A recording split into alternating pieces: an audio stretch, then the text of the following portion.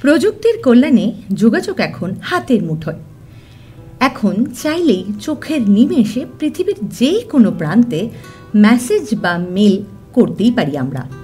একটা সময় ছিল এক দেশ থেকে এক দেশ তো দূরের কথা, এক শহর থেকে আরেক শহরে বার্তা পাঠানো ছিল কঠিন। 50-এর দশকের শেষ দিকে মার্কিন যুক্তরাষ্ট্রের সৌজন্যে বিশ্বজুড়ে জনপ্রিয় হয়ে ওঠে রকেট মেল।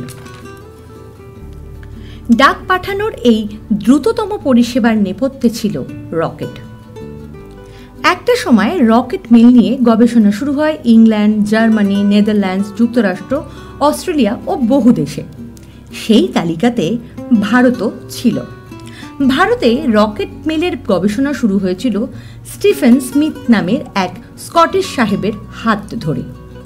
1934 থেকে 1944 এই 10 বছরের মধ্যে সব মিলিয়ে 270টি রকেট উৎক্ষেপণ করেছিলেন স্মিথ, যার মধ্যে চিঠি ছিল 80টিতে। প্রায় 95% ক্ষেত্রেই চিঠি পাঠাতে তিনি সক্ষম হয়েছিলেন। তখনকার সিকিমের রাজা স্মিথকে উৎসাহ দিয়েছিলেন গবেষণা চালিয়ে যেতে।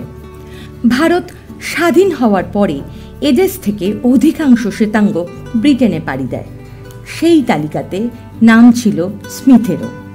1947-এর পর বন্ধ হয় সিকিমের মেল পরিষেবা। সে যুগে রকেট মেলের জন্য বিশেষভাবে ছাপা হয় কিছু ডাকটিকিট ও পোস্টকার্ড, যা আজ শুধু দেখা যায় আমাদের জাদুঘরে।